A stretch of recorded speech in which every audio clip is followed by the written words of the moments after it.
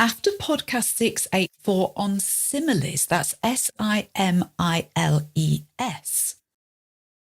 when we say something is like something, we asked whether you would like more podcasts on similes and metaphors. And again, quite a definite result. 82% of you said, yes, please, more podcasts on similes and metaphors. So you can be assured that there will be some more of those. More generally on grammar and vocabulary podcasts, the more traditional type English teaching podcasts, your responses when asked have been positive.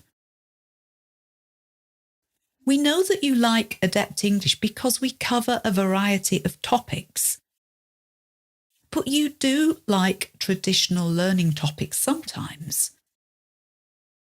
Anyway, it's always listen and learn, so these podcasts still act on your brain in the same way, no matter what the topic. They're still practicing your comprehension. I'm also very happy for you to forward to me your grammar questions.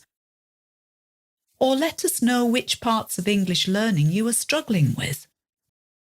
In line with our Rule 6 of the 7 Rules of Adept English, it's good to give you a helping hand with specific parts of the language where you need it. Podcast 683 talked about climate change and about what else may be affecting the Earth's temperature apart from CO2 and greenhouse gases. We asked in the poll, how relevant do you find climate change to learning English?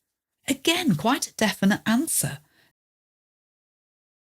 73% of you said very relevant, 16% of you said somewhat relevant, and only 10% of you felt it wasn't relevant.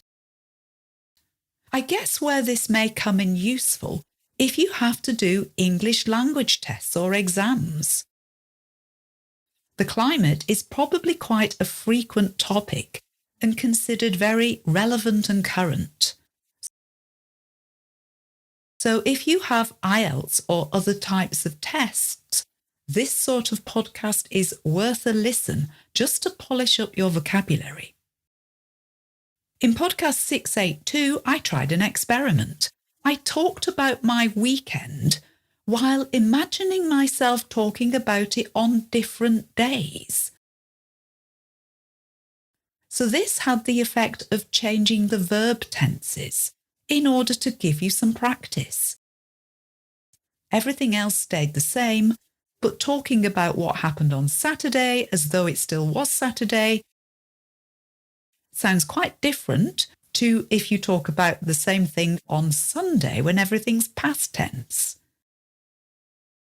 In this podcast, I invited you to pause the podcast and repeat my account of each day as though it was being told at a different time, so that you'd have to change the tenses. After this podcast, we asked in the poll, did you pause to practice speaking? And apparently 49% of you did.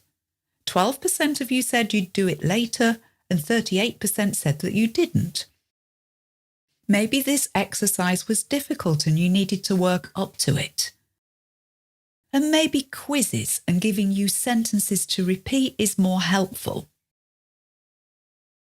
It's harder to judge too because half of you did do the exercise. Well done if you did. So give us some more feedback about the level that you would like.